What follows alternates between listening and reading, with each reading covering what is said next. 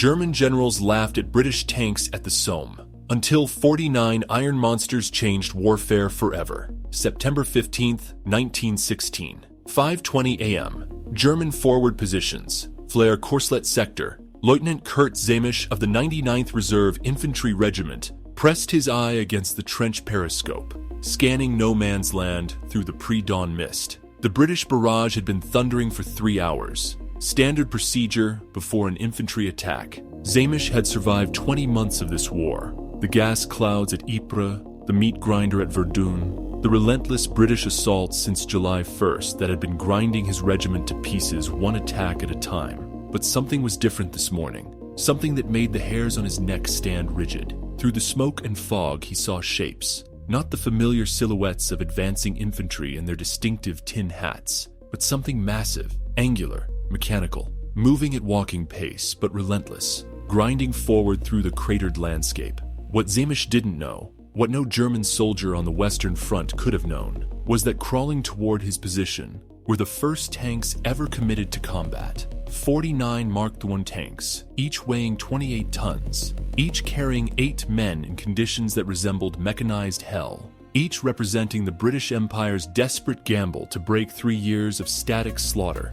6 weeks earlier, at German 2nd Army headquarters in Bapaume, staff officers had reviewed intelligence reports describing British land ships with undisguised amusement. General Fritz von Below had listened to his intelligence officers' briefing on these supposed armored vehicles and dismissed them with a wave of his hand. The specifications seemed absurd, machines weighing as much as houses, crawling at walking pace, attempting to cross trenches and crush barbed wire. The mathematics of the Western Front seemed to prove German skepticism correct. Since July 1st, the British Somme offensive had cost over 400,000 casualties while advancing an average of 5 miles. The German defensive system, concrete bunkers sunk 30 feet underground, interlocking machine gun positions with mathematically calculated fields of fire, wire barriers 30 yards deep, had held against everything the British could employ. Artillery bombardments that consumed more shells in days than entire 19th century wars had failed to break the defenses.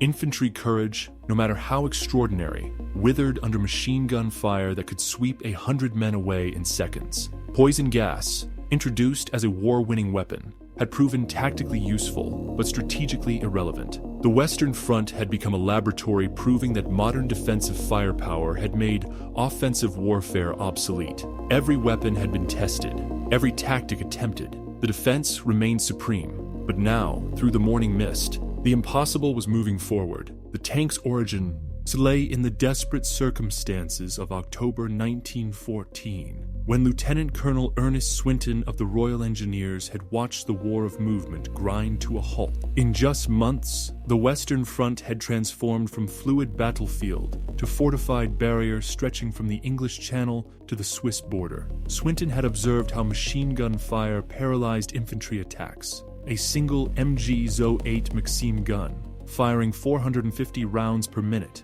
could stop an entire battalion. The defensive equation was brutal and simple. Attackers advancing across open ground faced firepower that made reaching enemy trenches statistically impossible.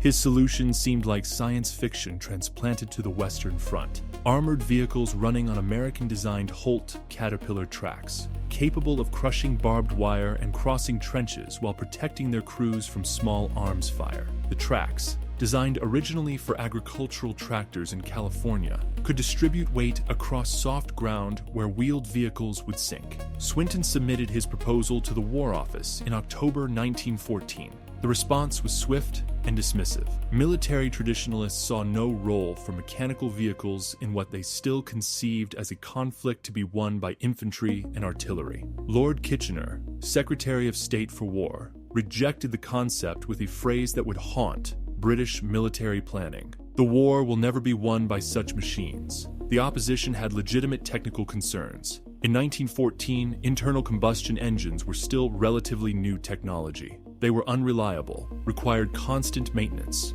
consumed vast quantities of fuel. The idea of building armored vehicles around them seemed to multiply mechanical problems while adding the burden of armor weight. But Winston Churchill, then First Lord of the Admiralty, possessed both the institutional authority and the vision to act independently. In February 1915, he established the Land Ships Committee with a budget of $70,000, officially designated for developing armored vehicles for the Royal Naval Air Service. The Admiralty connection was deliberate. The Royal Navy had budget, engineering expertise, and freedom from War Office oversight. The project operated under extraordinary secrecy. Workers building the first prototypes at William Foster and Comer's in Lincoln were told they were constructing mobile water carriers for British forces in Mesopotamia. When the first steel hulls arrived at the factory, shipping documents listed them as tanks, water storage tanks. The code name was so effective that it became permanent. The engineering challenges were immense. The design team, led by Walter Wilson and William Tritton, had to create something that had never existed before, an armored vehicle that could cross trenches up to 8 feet wide, climb parapets 4.5 feet high, crush barbed wire barriers, protect crew from machine gun fire, operate on broken, cratered terrain, move faster than walking infantry. By September 1915, the first prototype, nicknamed Little Willie, demonstrated basic viability. The design proved the concept but revealed fundamental limitations. It couldn't cross wide trenches and was too slow for tactical use. The breakthrough came with Mother, officially designated as His Majesty's Land Ship Centipede. This prototype, completed in January 1916, incorporated a revolutionary rhomboidal shape. The tracks ran completely around the hull, creating a massive footprint that could cross trenches by bridging them with the tank's own body. On February 2, 1916, King George V watched a demonstration at Hatfield Park. The massive machine, weighing 28 tons and standing 8 feet tall, climbed a 4.5-foot vertical parapet, crossed a 9-foot trench, and crushed through simulated barbed wire barriers. The king observed through field glasses as Mother performed maneuvers that would have been impossible for any previous military vehicle. The demonstration convinced the skeptics in military leadership, though many remained cautious. The army ordered an initial batch of 100 tanks, divided into 2 types: male tanks armed with 2 6-pounder naval guns for engaging fortifications, and female tanks armed with machine guns for suppressing infantry. But the machine approved for production was primitive, almost beyond description. Inside the armored hull, 8 men would operate in conditions that resembled a mechanized vision of hell. The mechanical hell. The interior of a Mark I tank violated every principle of human factors engineering. The Daimler sleeve valve engine, adapted from a luxury car design and modified to produce 105 horsepower, sat in the center of the crew compartment with minimal insulation. During operation, surface temperatures exceeded 200 degrees. The heat radiated throughout the confined space, where 8 men would work in temperatures routinely exceeding 100 degrees. Ventilation was nearly non-existent. A few small air vents provided minimal circulation. Carbon monoxide from the exhaust seeped into the crew compartment, mixing with cordite fumes from the guns and the acrid smell of hot oil. Crews working in these conditions for hours experienced symptoms ranging from severe headaches to unconsciousness. The noise levels were devastating. The engine, gearbox, and tracks created a mechanical roar that made normal communication impossible. At full operation, sound levels inside the tank exceeded 120 decibels, equivalent to standing next to a jet engine. Crew members shouted into each other's ears and couldn't be heard. They developed a system of communication using hand signals and hitting each other with hammers to get attention. The track system, while revolutionary, created its own hazards. As the tracks moved around the hull, they threw off metal fragments, rivets, and pieces of hardened mud that had frozen to the track links. These projectiles ricocheted around the interior at high velocity. Crew members suffered cuts, bruises, and occasionally serious injuries from their own vehicle's operation. To protect against track splash, crews wore leather helmets with chainmail visors, medieval armor adapted for industrial warfare. The visors protected eyes and face, but restricted vision and made the heat even more oppressive. Steering the Mark I required extraordinary coordination. Unlike modern tanks with controlled differential steering, the Mark I used a gearbox system that required 4 men to operate. The driver controlled the main gearbox. 2 gearsmen on either side operated secondary gearboxes that controlled each track independently. To turn left, the driver would signal the left gearsman, who would shift gears to slow the left track. The coordination required constant practice and still resulted in lurching, imprecise movements. The tactical visibility was severely limited. The commander stood on a raised platform in the center of the tank, observing through narrow vision slits or by opening the roof hatch and exposing himself to enemy fire. No periscopes existed in early models. Maps were nearly impossible to read in the dim interior. Navigation relied on the commander's ability to recognize terrain features through vision slits that provided perhaps 30 degrees of forward view. The weapon systems were equally challenging. Mail tanks carried two 6-pounder naval guns mounted in sponsons, armored protrusions on each side of the hull.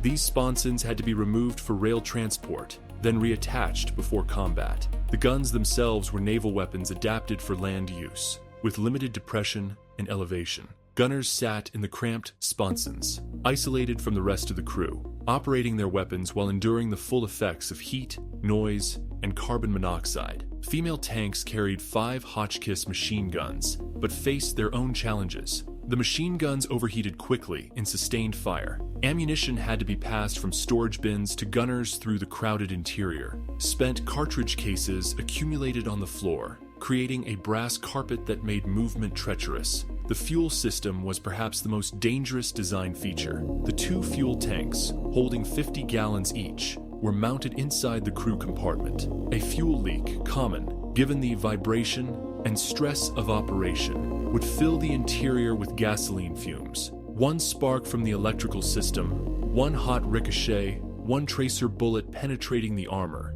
could transform the tank into a crematorium. Range was severely limited. The Daimler engine consumed fuel at a prodigious rate, delivering perhaps 0.5 miles per gallon on roads, much worse on broken terrain. The 100-gallon fuel capacity provided a theoretical range of 50 miles, but mechanical reality was far worse. Transmission problems, track damage, engine overheating, and the immense power required to cross obstacles meant most tanks could operate for perhaps 12 to 15 miles before requiring service. Mechanical reliability was catastrophic by modern standards. The transmission, stressed far beyond its original design parameters, frequently failed. Gears would strip, leaving the tank immobile. Tracks would throw themselves off the drive wheels, requiring the entire crew to exit the vehicle and manually reattach them under fire. The Daimler engine, designed for smooth roads and moderate loads, operated under conditions it was never meant to endure.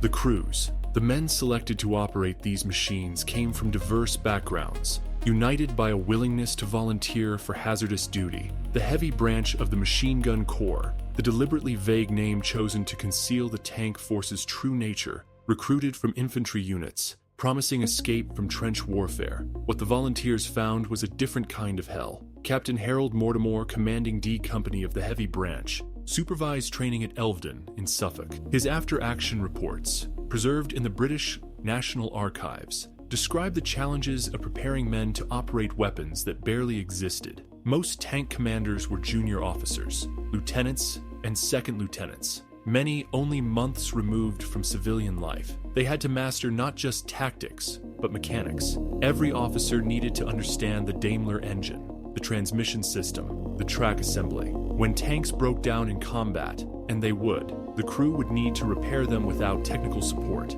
Drivers came mostly from men with mechanical experience, former truck drivers, mechanics, anyone who had operated motor vehicles. But operating a 28-ton tank across cratered battlefields bore no relation to driving trucks on English roads. The skills had to be learned from scratch. Gearsmen required perhaps the most specialized training. These men, seated on either side of the main gearbox, controlled the secondary gearboxes that steered the tank. They worked in the hottest part of the vehicle, directly beside the engine, coordinating their actions with the driver through hand signals they could barely see through the heat shimmer and exhaust fumes. Gunners trained on weapons they'd never see again, except in combat. The 6-pounder naval guns mounted in mail tanks were rare. Ammunition for practice was even rarer. Most gunners fired perhaps a dozen practice rounds before their first combat mission. The training schedule was compressed to the point of irresponsibility. Men arrived at Elvedon with no mechanical knowledge and were expected to be combat-ready within 6 weeks. They practiced on flat Suffolk fields, nothing like the cratered moonscape of the Somme.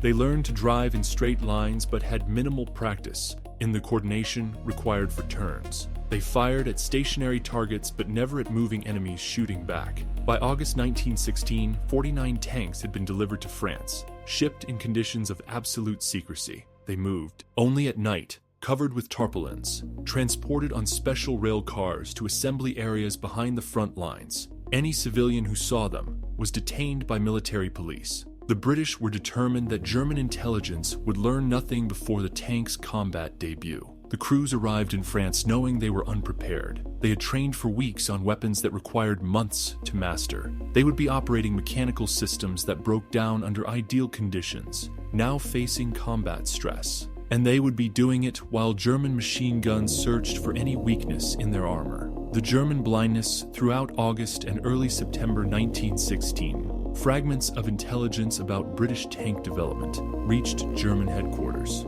Each report was analyzed with the methodical thoroughness that characterized German military intelligence, and each was filed away as interesting, but ultimately irrelevant. The analytical framework that German staff officers applied was entirely reasonable. They were the world's foremost experts in modern warfare. They had pioneered the use of heavy artillery, developed sophisticated gas warfare, created defensive systems that had stopped every Allied attack. Their technical expertise was unmatched. When British newspapers published vague references to land ships, German intelligence obtained the articles through neutral intermediaries in Holland and Switzerland. Technical analysts studied the limited information available. Their conclusions, preserved in German military archives, reflected logical assessment based on known technology. Armored vehicles had been tried before on the Western Front. Both sides had experimented with armored cars in 1914, before trench warfare solidified. The results were uniformly disappointing.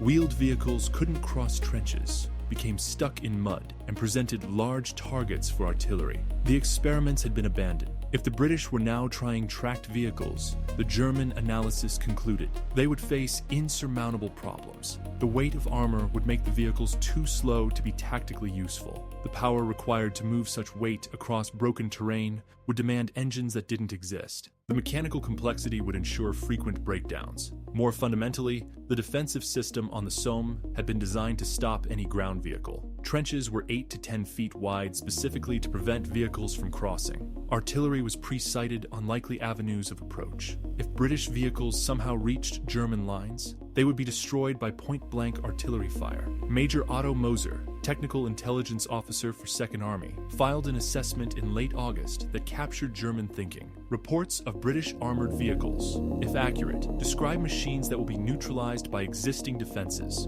The trench system prevents crossing. Artillery provides anti-vehicle capability. Machine guns can engage vision slits and any weak points in armor. No special preparations are required. This assessment wasn't arrogance. It was professional military judgment based on available information. The Germans simply couldn't imagine that the British had solved problems that appeared insoluble. September 15th, the approach. At 0300 hours on September 15th, tank crews across the British assembly areas began their final preparations. They had spent the night in makeshift billets, trying to sleep while knowing what tomorrow would bring. Most had failed to sleep at all. The tanks sat in camouflage positions, still covered with tarpaulins that would be removed only at the last moment. Crews performed final mechanical checks by shaded lantern light. Drivers tested engines, listening for any irregularity that might indicate impending failure. Gearsmen checked their secondary transmissions, knowing that a stripped gear would leave the tank helplessly circling. Gunners loaded ammunition, stacking shells and machine gun belts in the prescribed locations. At 0400 hours, the crews climbed into their machines. Drivers took position at the forward controls. Commanders stood on their raised platforms in the center of the hull. Gearsmen settled into their positions beside the engine. Gunners crawled into the sponsons. The hatches closed, sealing 8 men into each steel box. The starting procedure was complex. The driver engaged the starting handle, hand cranking the Daimler engine until it caught. One by one across the assembly areas, engines coughed to life. The mechanical symphony of 32 tanks, 17 had already broken down, created a sound unlike anything the Western Front had heard before. At 0520 hours, the British artillery barrage intensified along a 6-mile front. This was the preparatory bombardment for the attack on Flers-Courcelette, designed to destroy German wire and suppress defensive positions. The barrage would continue until 0620, when both tanks and infantry would advance. Inside their machines, crews endured conditions that were already nearly unbearable, and the battle hadn't begun. The engine heat was building. Carbon monoxide levels were rising. The noise made thought difficult. Some men vomited from the fumes and heat. Others fought rising panic at being sealed in metal boxes that could become their tombs. At 0600 hours, commanders gave the signal. Drivers engaged gears. Gearsmen coordinated their controls. Slowly, ponderously, the tanks began moving toward their start positions. The approach march covered only a few hundred yards, but it claimed casualties before a shot was fired. Tank D6 threw a track within 200 yards. The crew frantically worked to reattach it, knowing they had only minutes before 0 hour. Tank D9's engine overheated and seized. The crew abandoned it, the driver's hands blistered from trying to restart the scalding engine. Tank D14 became stuck in a shell crater, its tracks churning uselessly in the mud. By 0620 hours, when the barrage lifted and the attack began, only 21 tanks remained operational. The attack Lieutenant Arnold of the 180th Infantry Regiment, holding positions near Flers, first heard them as sounds that didn't match the familiar patterns of warfare. A mechanical growling, rhythmic and relentless. Through the lifting morning mist, shapes emerged.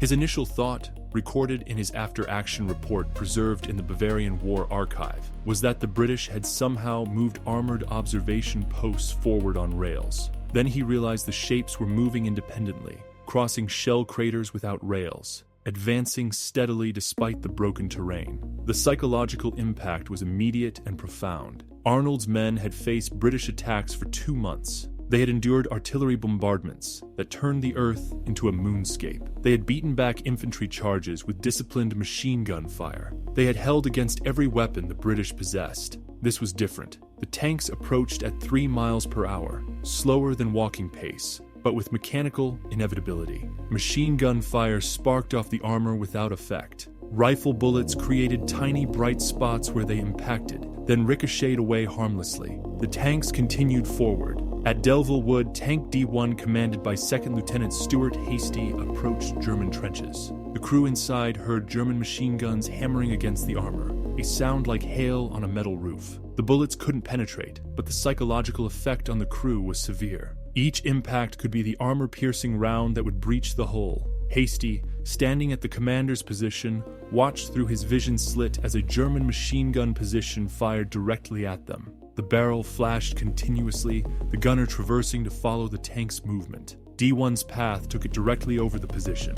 The crew heard screaming, then a sickening crunch as 28 tons of steel crushed the machine gun post. Then silence. The tank continued forward, grinding through barbed wire that would have stopped infantry cold. The wire wrapped around the tracks, then snapped, the strands whipping away with sounds like gunshots. But even as some tanks succeeded, others fell victim to the mechanical demons that had plagued them since creation. Tank D11, commanded by 2nd Lieutenant Kurt Zehmisch, advanced 300 yards before its engine seized. The crew tried desperately to restart it, but the pistons had welded themselves to the cylinder walls from overheating. Tret ordered evacuation. The crew climbed out through hatches while German rifles searched for them. Tank D17 threw both tracks simultaneously, a catastrophic failure that left it sitting helplessly in no man's land. The crew abandoned it and ran for British lines, 3 men making it back while 2 were cut down by machine gun fire. Tank D24, advancing toward Flers, took a direct hit from a German 77mm field gun. The armor-piercing round penetrated the front plate and exploded inside the crew compartment. 3 crew members died instantly. The others, wounded and burned, somehow escaped the wrecked hull. Yet the 21 tanks that reached German positions created effects out of all proportion to their numbers. Each tank that successfully crossed German trenches and broke into the rear areas caused local collapse. German soldiers, their training and doctrine built around stopping infantry with machine gun fire, had no answer to armored vehicles that ignored their weapons. Verdinget and Fleur Village. The most famous action of September 15th occurred at Fleur Village, where Tank D16, commanded by 2nd Lieutenant Stuart Hasty, a different Hasty from the earlier mention, several men with this surname served in the heavy branch, advanced directly down the main street. British forward observers, watching from positions 1,000 yards away through artillery spotting scopes, witnessed an unprecedented sight: a tank rolling through a village street, crushing obstacles, firing at German positions, with British infantry following in its wake cheering. Captain Frederick Hotblack, serving as a forward observer, sent a message that would appear in every British newspaper within days. A tank is walking up the high street of Flers with the British Army cheering behind. The phrase captured British imagination and became the headline that announced tank warfare to the world. The reality was more complex than the triumphant reports suggested. D-16 did advance through Flers, but not without difficulty. German defenders, recovering from initial shock, began concentrating artillery fire on the tank. Shells burst around it, fragments clanging off the armor. One shell burst close enough that the concussion injured the driver through the armor plate. Inside D-16, conditions had become nearly unbearable. The crew had been sealed in the tank for over 3 hours. Temperature exceeded 110 degrees.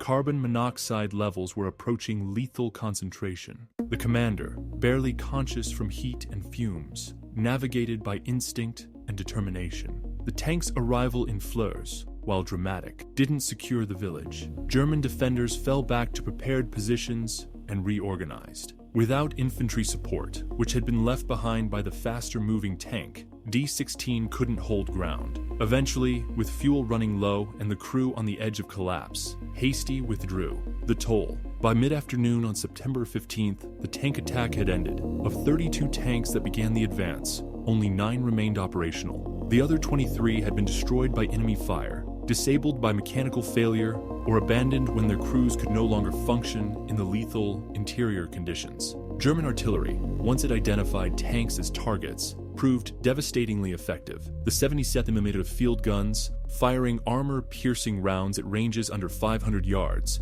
could penetrate the 12mm armor plate. Tank D-28 was hit 5 times before brewing up in a catastrophic fire that killed the entire crew. Tank D-31 took a direct hit to the fuel tank. The subsequent explosion could be seen from British observation posts a mile away. Mechanical failures claimed even more tanks than enemy fire. Transmissions, stressed beyond their design limits, failed catastrophically. Tracks broke or threw themselves off drive wheels. Engines seized from overheating or through connecting rods through cylinder walls. The Mark I tank, designed in haste and built with peacetime tolerances, simply couldn't withstand combat conditions. But perhaps the most casualties came from the conditions inside the tanks themselves. Heat stroke disabled entire crews. Carbon monoxide poisoning rendered men unconscious. Several crews had to be physically dragged from their vehicles when they returned to British lines, unable to exit on their own. Lieutenant Basil Henriques,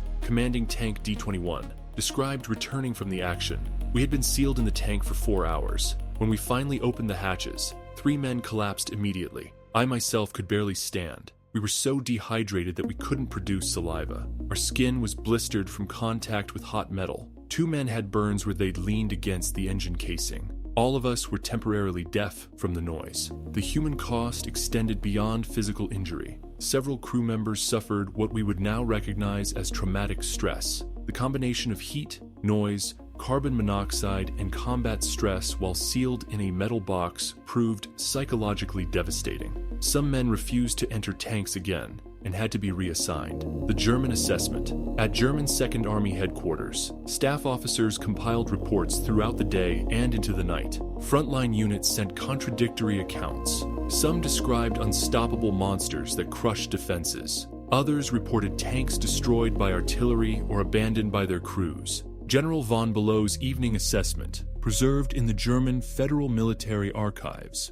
reveals the cognitive struggle to interpret what had happened. The enemy employed armored vehicles in today's attack. These created surprise and local confusion among troops who had not encountered them previously. However, they have not fundamentally altered the tactical situation. The vehicles move slowly, present large targets, and are vulnerable to artillery fire. Countermeasures are being prepared. The assessment was simultaneously accurate and catastrophically wrong. Accurate in identifying tank vulnerabilities. They were slow, mechanically unreliable, vulnerable to artillery. Wrong in concluding these factors made tanks tactically irrelevant. The German response focused on immediate defensive measures. Artillery units received instructions to prioritize tanks as targets. Infantry were trained to recognize tank weak points, vision slits, track assemblies, fuel, tanks. Engineers were ordered to widen trenches to 12 feet, too wide for tanks to cross. What the Germans didn't do was begin their own tank development program. The defensive response made tactical sense for an army fighting a defensive war, but it ceded the initiative in armored warfare to the British and French, who continued developing tanks throughout 1917 and 1918. This decision would prove strategically fatal. By focusing on how to stop tanks rather than how to build them, Germany ensured it would enter future battles without armored forces, while facing enemies with increasing numbers of improved tanks. The British triumph. Despite the high tank casualties, 23 of 32 destroyed or disabled, British leadership declared September 15th a success. General Haig's dispatch to London emphasized the tank's impact while minimizing their losses. The British press, desperate for good news after the Some's horrific casualty lists, embraced the tank as a wonder weapon. The Daily Mirror published photographs of tanks rolling through flares. The Times ran detailed descriptions of the mechanical marvels that had broken German defenses. The public, exhausted by reports of defeats and Pyrrhic victories, celebrated the tank as evidence that British ingenuity could overcome German military might. More importantly, the War Office immediately ordered 1,000 additional tanks. The problems would be solved, the tactics would improve, production would increase. The commitment to armored warfare was total. Within the heavy branch of the Machine Gun Corps, crews who had survived September 15th knew the official reports were oversimplified. They had experienced the mechanical failures, the lethal heat, the vulnerability to artillery. They understood that tanks in their current form were experimental weapons with severe limitations. But they had also experienced something extraordinary. They had advanced across no man's land under fire and survived. They had crossed trenches that would have stopped infantry. They had broken through German positions, if only temporarily. The concept worked, even if the execution was flawed. Lieutenant Basil Henriques, recovering from heat stroke and carbon monoxide poisoning, wrote in his diary, "Today, we were pioneers of a new type of warfare. Every action taught lessons written in the blood of our crews. We learned what works and what fails. The tank will improve because we survived to report what must change." The evolution. The lessons of September 15th drove immediate improvements. The Mark II tank, entering production in late 1916, incorporated modifications based on combat experience. The Mark III added better armor. The Mark IV, which would become the most produced variant, featured improved transmissions and fuel systems. But more than hardware changed. Tactics evolved rapidly. The initial concept of tanks operating independently gave way to combined arms doctrine. Tanks would advance with infantry support. Artillery would suppress anti-tank guns. Coordination would replace isolated actions. By November 1917, at the Battle of Cambrai, 476 tanks attacked on a 6-mile front without preliminary artillery bombardment. The surprise was complete. British forces advanced 5 miles in 6 hours, further than any Somme offensive had achieved in months. The German response at Cambrai revealed how thoroughly tank warfare had evolved. Units facing tanks for the first time fought with discipline and courage. But units that had encountered tanks previously showed clear signs of tank fright, a fear response specifically triggered by armored vehicles. The psychological impact of tanks had become as important as their physical capabilities. Even when tanks could be stopped by prepared defenses, their presence affected German morale and tactics. Units had to prepare anti-tank defenses, diverting resources from other purposes. Soldiers worried about tank attacks, even when none were imminent. The final accounting. By November 11, 1918, when the armistice ended the war, the tank had transformed from experimental weapon to essential component of modern armies. The British had produced 2,636 tanks. The French had built 3,070. The United States had manufactured 84, with thousands more in production when the war ended. Germany had produced 20 A-7V tanks, supplemented by 170 captured Allied tanks pressed into German service. The disparity revealed the strategic impact of September 15, 1916. While Germany focused on stopping tanks, the Allies built them in industrial quantities. The tactical evolution was equally dramatic. The Mark I tanks of September 1916 could barely cross 8-foot trenches and broke down within 12 miles. The Mark V tanks of 1918 could cross 14-foot trenches, operate for 45 miles, and coordinate with infantry through improved tactics. The kill ratio showed the transformation. In September 1916, tanks were as likely to be knocked out by mechanical failure as by enemy action. By 1918, well-handled tanks destroyed German positions with minimal losses. At the Battle of Amiens in August 1918, 580 tanks spearheaded an attack that advanced 8 miles in one day, an achievement unthinkable 2 years earlier. But perhaps the most significant impact was psychological. By 1918, German soldiers knew that any major Allied offensive would include tanks. This knowledge affected morale, tactical planning, and defensive preparations. The mere existence of tanks, even before they attacked, shaped German behavior. The vindication. In September 1916, General von Below had dismissed tanks as experimental vehicles that would never fundamentally alter warfare. By November 1918, he was retreating before combined arms offensives, in which tanks played essential roles. The transformation vindicated those who had believed in armored warfare despite the mockery. Winston Churchill, whose support had been crucial in 1915, later wrote, "The tank was a British invention. It was forced on the military authorities by civilian enterprise. The War Office resisted until combat proved its value. Even then, production remained inadequate until late in the war. Had we embraced tanks earlier, the war might have ended in 1917, saving countless lives." Whether Churchill's counterfactual was accurate remains debatable among historians. What's certain is that tanks fundamentally altered warfare's calculus. They broke the stalemate of trench warfare and restored mobility to the battlefield. The defensive supremacy of machine guns and artillery, which had seemed permanent in 1915, was overthrown by 1918. The crews who had endured mechanical hell in primitive tanks had purchased this transformation with their blood and suffering. Many died in burning hulks when armor-piercing shells ignited fuel tanks. Others suffocated from carbon monoxide in sealed crew compartments. Still others